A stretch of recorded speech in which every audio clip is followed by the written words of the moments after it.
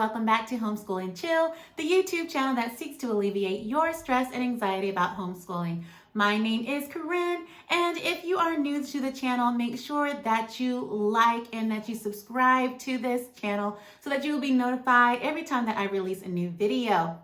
Okay, so it is Monday yet again, and so we are going to continue on with our Get Money Monday series, where I am helping you to find new, exciting, and interesting ways for you to earn income while you are homeschooling. And it will allow you more time with your family and even to be able to work from home. So without further ado, let's go and jump back into our Get Money Monday series.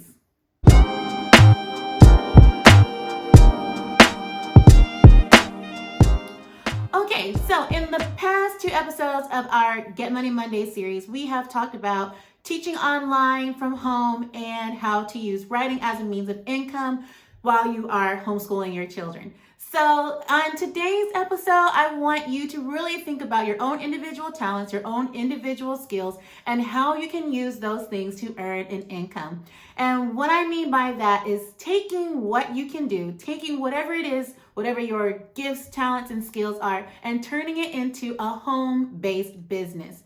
Now, I know that might sound intimidating. You hear lots of people who are out here trying to become entrepreneurs and everything, and some people are doing great at it, and it sounds intimidating because they're doing so awesome. It seems like there's no way that I can possibly do this as a parent who's already homeschooling. And on the other end, you might have actually seen some people who attempted to start a small business and it didn't necessarily work out. So I'm going to try my best to take some of the fear and stress and worry out of this for you. I'm not necessarily talking about starting a large business or not even, I guess, what we would consider to be a small business, but just taking your gifts and talents and skills and marketing them. Okay, so one example that I would like to use is actually my husband. He has his own handyman business.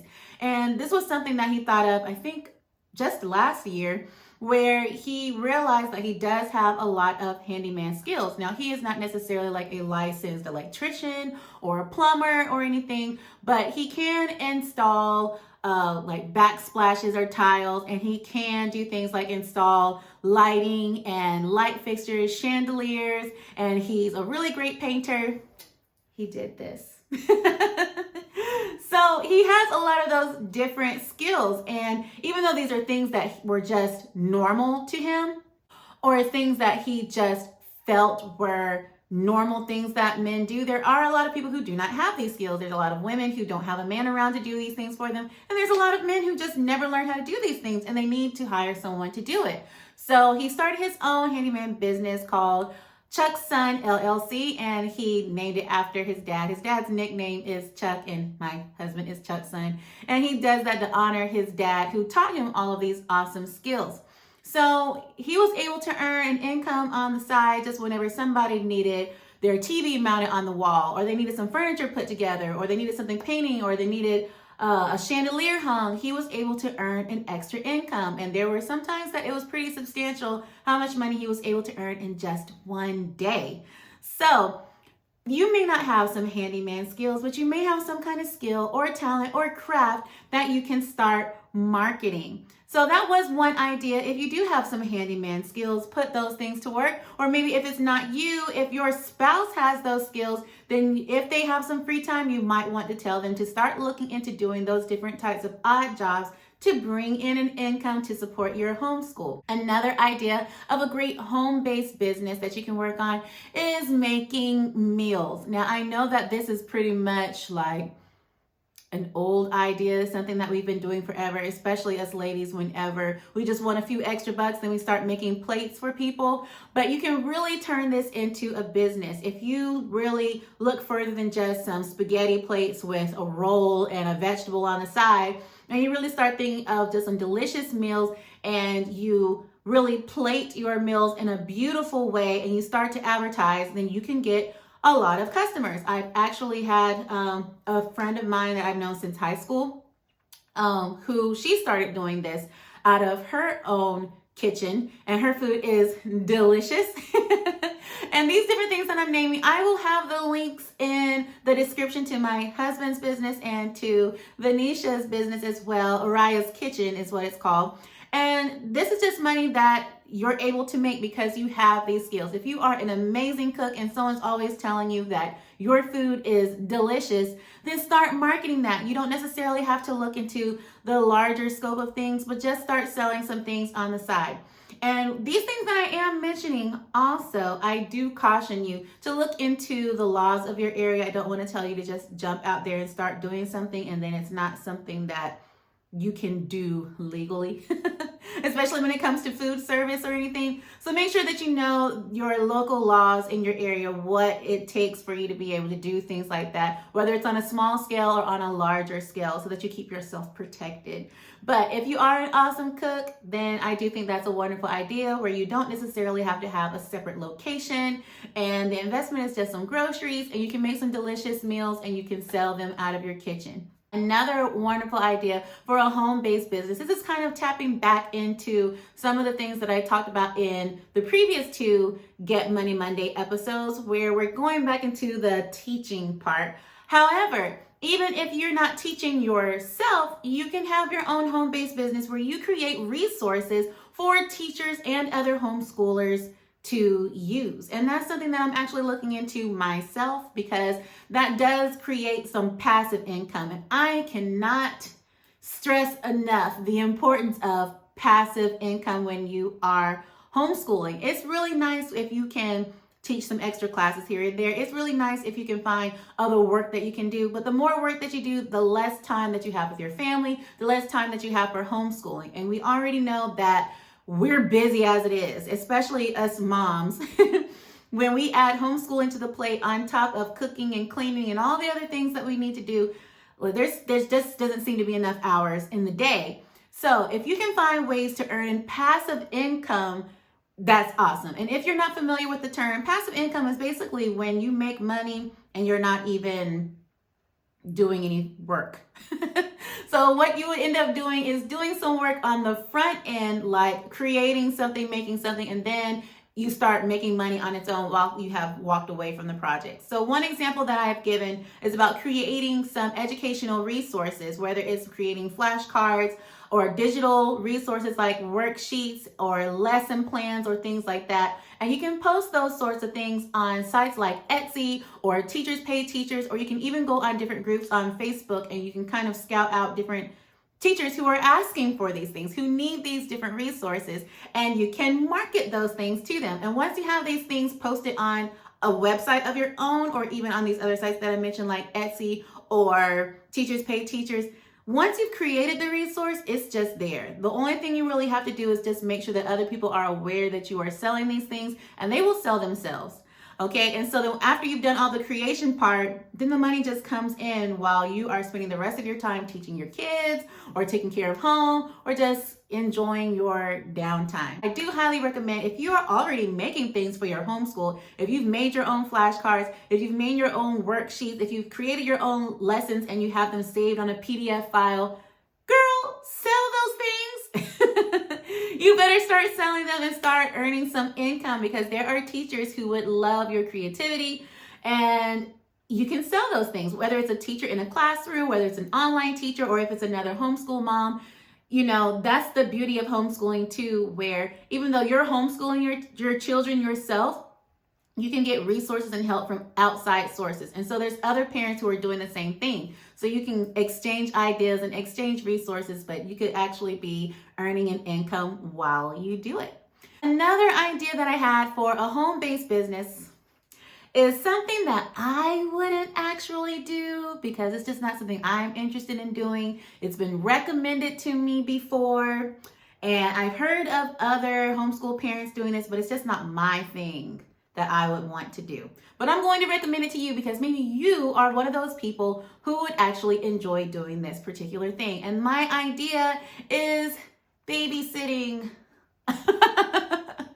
Okay, so I wouldn't be keen on the idea of babysitting, at least not on a consistent basis while I'm homeschooling. That's just the way that I am. I like to homeschool where it's just me and my children, and then I might plan for us to go out and do things with other people or go to the library or go on field trips. But I don't really enjoy the idea of my home space being invaded that much by other people. I mean, I might babysit someone's child who's a friend of mine, and it's just like for this one day or these couple of days, but I wouldn't want to make it a consistent source of income for myself. But here are the pros for you doing it if that's something that you would like to do. So for one, it would be home-based. It would be at your house. You wouldn't have to leave and go anywhere, and people would bring their children to you. And of course, you're getting paid for caring for your children. And especially if your children are the same ages as the children that you are watching, then you can kind of expand your homeschool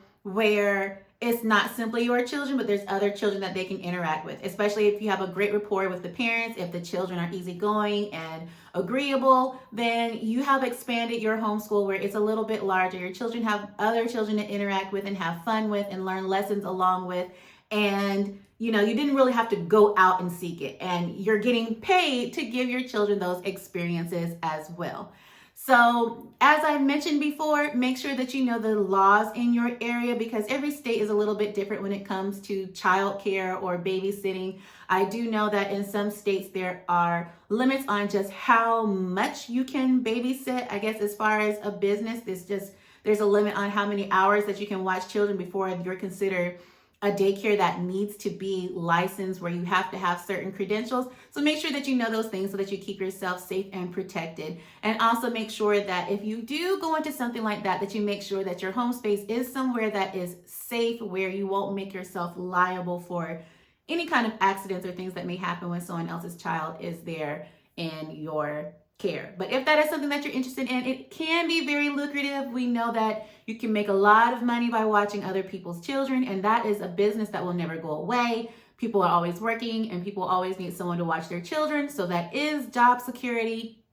However, that's just not something I would be interested in. I spend a lot of time online teaching other people's children. I spend time teaching my own children, my own little people at home, and I work with children, in different many facets through church and all this kind of stuff. And just my home space, I'm not necessarily open to watching children at home while I'm homeschooling and got the laundry and the dishes and all this going on. It's just not an interest of mine, but it might be an interest of yours, and it may work for you. I know off and on throughout my childhood, my mom did home daycare. We were a military family, so she did it through the military bases where we lived and everything. And so she enjoyed that for a while. But, as I said, it is your home space. So you would have to be open to the idea of your home space being, an educational space, being a daycare space. And, that's just not something I want to do. So those were a few ideas of how to create a home-based business. There's lots of other businesses that you can come up with, whether it's specifically making,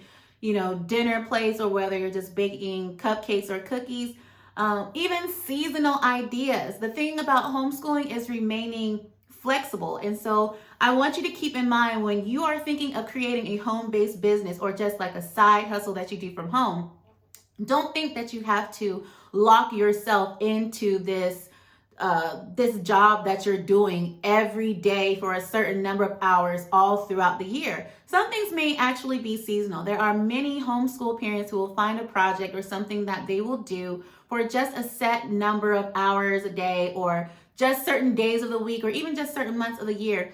For example, if you want extra money around Christmas time, because we already know how it can be during the holidays, then you can start your own business where you're making Christmas wreaths or Christmas decorations or things like that. You can even hire yourself out to decorate somebody else's space for Christmas, hanging Christmas lights and all those sorts of things. There are people who actually pay for those type of services during the holidays. So you can just decide that instead of going out and getting a job at the mall when these different stores need more hands, while everyone is shopping, instead, so you can have more time with your children, you can work from home, creating these different things, or even have your children alongside you, helping you out, and you showing them what it's like to start a business.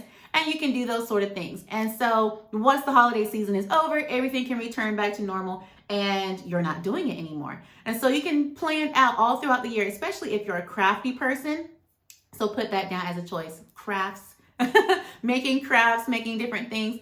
You know, you can do that as seasonal work, just making decorations, making crafts, making different things for people during the holidays. I want you to keep those things in mind. And if you are interested in starting a home-based business, even if the ideas I mentioned weren't things that you're interested in, sit down, make a list of things that you know are your gifts, your talents, your skills that can be marketable, and figure out how you can create a business for yourself without getting yourself overwhelmed to thinking, okay, do I need a location to be able to do this? Do I need all this stuff? Just figure out how you can take some of your basic skills and how you can use them to help others, even if it's not necessarily something we think of as a talent or, you know, some special gift. It can be something just as simple as running errands. You know, there's some people who just have very busy schedules, or they're just very tired, or they can't really get around, and they will hire you to do those things for you. I mean, they will hire you to do those things for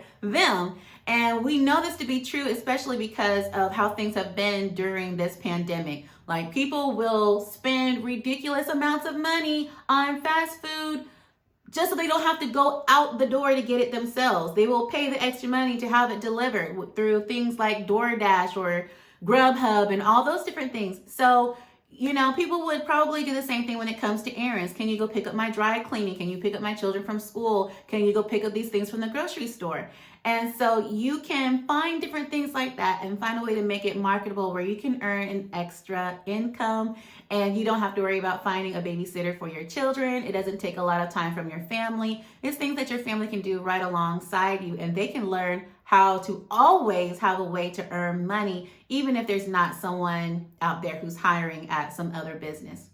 Okay, so I hope that this video helped you. I hope that it inspired you to start a home-based business, or at least just some kind of side hustle to earn an income by using some of your skills, gifts, talents, or just willingness to just get out there and get this money.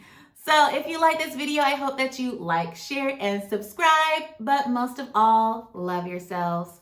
Bye, loves.